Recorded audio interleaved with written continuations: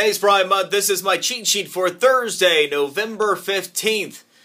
First, if you have a mortgage with Bank of America. Alright, so we've heard about the mortgage settlements that happened earlier in the year, even some settlements with the state. Remember, if you had your home foreclosed during the robo-signing era, we're talking like 2007 through 2011, that you might have received a notice in the mail saying that you were entitled to money within the last month and a half or so. That deadline is in January to go ahead and get that turned back in to claim money. The average person is receiving $2,000. Now, that was from a pool that was agreed to with the states based upon many different mortgage companies and errors that took place with foreclosed properties in many states, including Florida, during that era. This is something different. As part of that settlement, you had several of the large banks that actually agreed to billions upon billions of dollars in relief for existing negatively impacted homeowners, those that are in distress but still have jobs. Bank of America pledged, all told, just under $15 billion worth of support to existing consumers. We found out that so far they've done about $5 billion of that, with the majority of that relief coming in the form of a principal reduction on mortgages for existing Bank of America customers. So here's the story. They're still moving forward. There are billions more that they are going to cut in terms of principal owed on mortgages they hold. So if you are legitimately in distress, if you really are having a difficult time making those mortgage payments, you don't already have to be behind on your mortgage to apply for help. If you really are just getting by and you have a mortgage with Bank of America, you need to get in touch with them and see if you might be able to benefit. Again, they have a goal, a set goal of nearly $15 billion worth of relief to issue. They've done about a third of it so far. More help is on the way. You might as well see if you can't be part of that because the average principal reduction we're seeing is more than $100,000. It's significant. All right, now who's paying federal income taxes? We're still mired in this debate. You heard the president double down on the tax increases for upper income earners. Look, nothing about this is good, and there's going to be a story here that I'm going to tell.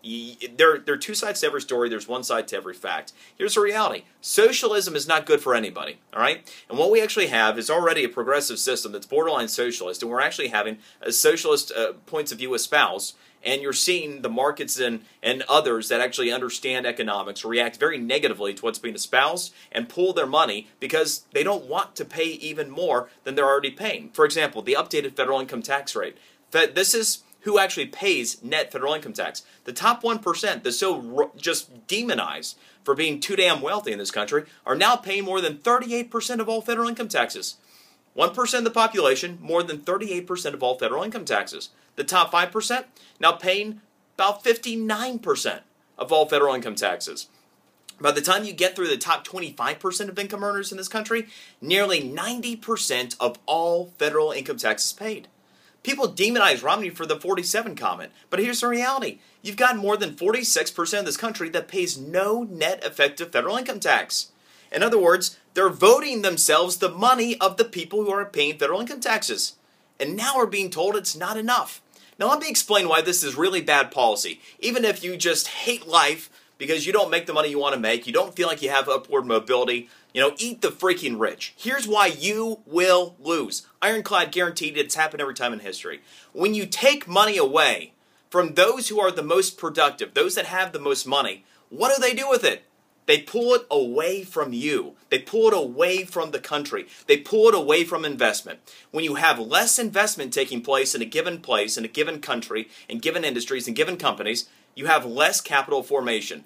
That means fewer new businesses being created. That means fewer and new investors to existing companies, which means slower growth in an economy or an outright recession. It also means less upward mobility is taking place because you have less economic activity. Wages increase more slowly. In other words, it hurts those that are trying to work their way up far more than it hurts those at the top.